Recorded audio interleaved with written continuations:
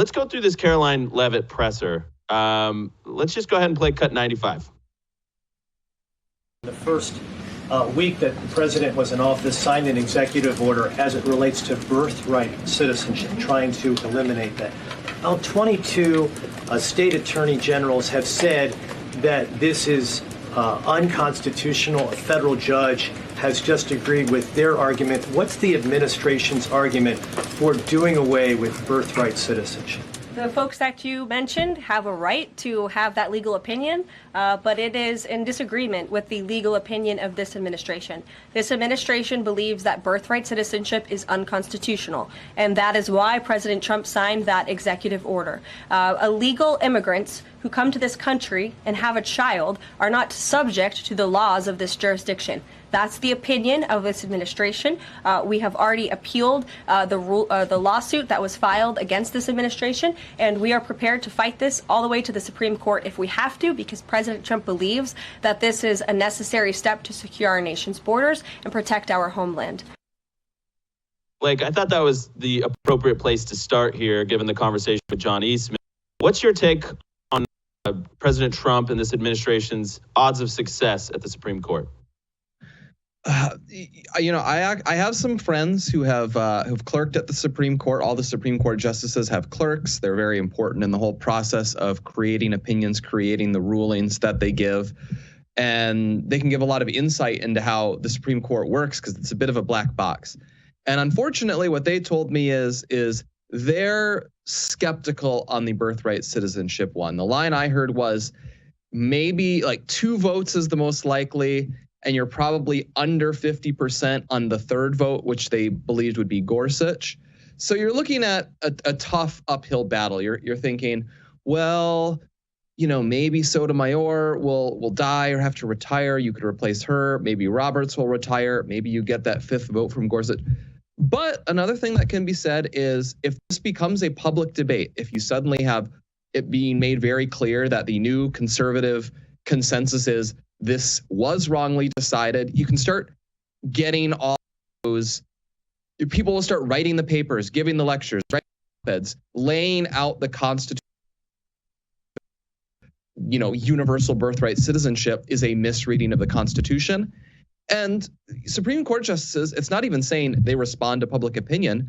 They're human beings, and they can be influenced by what the wider zeitgeist is, what the growing consensus is, and you can maybe influence them in that direction. It will also matter if they start getting clerks who have been, raised in that sentiment, in the Federalist Society and those groups that raise conservative guys. That said, overall, I don't think our odds are great, but it would be better for us to get an explicit Supreme Court ruling on this than to have the existing situation where we're just going off a 150-year-old Supreme Court decision that everyone is just taking for granted that it means this. It would be explicitly lay out the supposed reasoning, because then that reasoning can be attacked. We can make it a new litmus test for future Supreme Court justices and so on. Yeah, I'm worried you might be right. I find that disheartening. Let's go ahead and play cut 96. This White House believes strongly in the First Amendment, so it's why our team will work diligently to restore the press passes of the 440 journalists whose passes were wrongly revoked by the previous administration. We're also opening up this briefing room to new media voices who produce news-related content and whose outlet is not already represented by one of the seats in this room.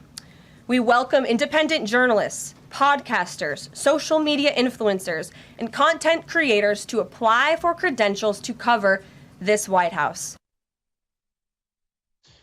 All right, so I'm going to respond to this, but, I think this is massive, massive news. And as somebody that part of my job is working with mainstream news media, legacy news media, for those who don't know, I serve as the spokesman for Turning Point when Charlie's not available or chooses not to participate. So I have to interact with these people a lot, and I will just tell you that there is a huge amount of them that are wildly unimpressive and that have their job simply because they've climbed through a pecking order and towed the party line. There's editorial constraints involved. For example, You have to call January 6th an insurrection at some of these outlets. You have to say that the 2020 election was the most secure election in the history of elections. These are things that they are forced to say in print or on air at many of the legacy news media outlets. That is wildly out of step with the people that just elected Donald Trump as their 47th president. So there is a fundamental disconnect between the people and the news agencies and the news outlets that are allowed into that room, or at least historically. Karoline Leavitt is blowing up an old paradigm. It needed to be blown up. It needed to be reset. It needed to be reformulated. I, for one, am all for it. I think Joe Rogan should be in that room. I think Russell Brand should be in that room. I think Charlie Kirk should be in that room. And if Charlie doesn't want to do it, me or Blake will do it for him. But I'm so thrilled that we already have a Turning Point USA White House correspondent. She's a true journalist, a real cut in the mold that of truth and honesty, integrity. Yes, she has a POV, but don't for a second think that these other journalists don't have a POV, because they are absolutely water holders of the regime media.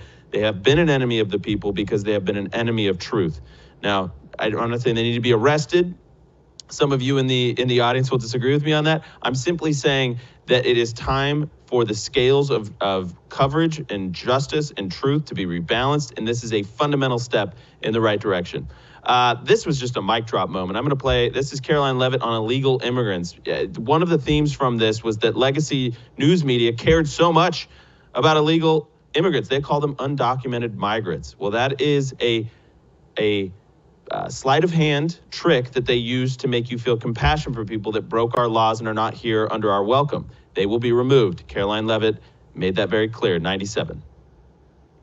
Can you just tell us the numbers? How many have a criminal record versus those who are just in the country illegally? All of them, because they illegally broke our nation's laws, and therefore they are criminals as far as this administration goes. I know the last administration didn't see it that way, so it's a big culture shift in our nation to view someone who breaks our immigration laws as a criminal, but that's exactly what they are.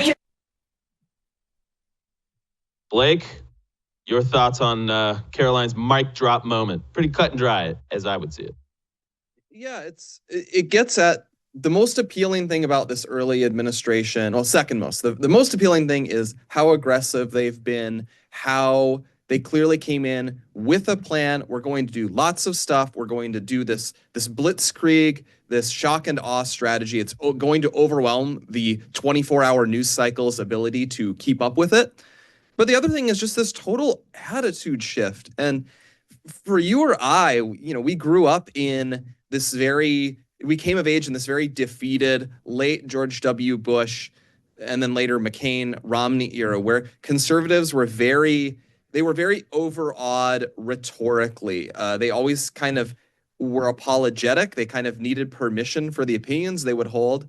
And it made them them naturally weak. When you basically need permission to do anything from your enemies, shocker, they won't give you permission to do it. So if you're going to be a winning party, you just have to be a lot more assertive. And that's not just assertive in policy, it's assertive in every single dimension of politics. So they're vastly more gung-ho, just, yep, they're illegal immigrants, they're here illegally, we're going to do this. And they just have to play ball with it. And so I even, I've said it behind, I think the Gulf of America thing is kind of silly, and I'm probably not going to call it that myself, but the sheer cojones to make that push. We're like, yep, we're going to be renaming things because, the left renames things all the time and you guys all cheerlead it. We can do that too. It's this very aggressive posture that is the sort of thing that gets you wins. The more aggressive party in politics tends to get what it wants.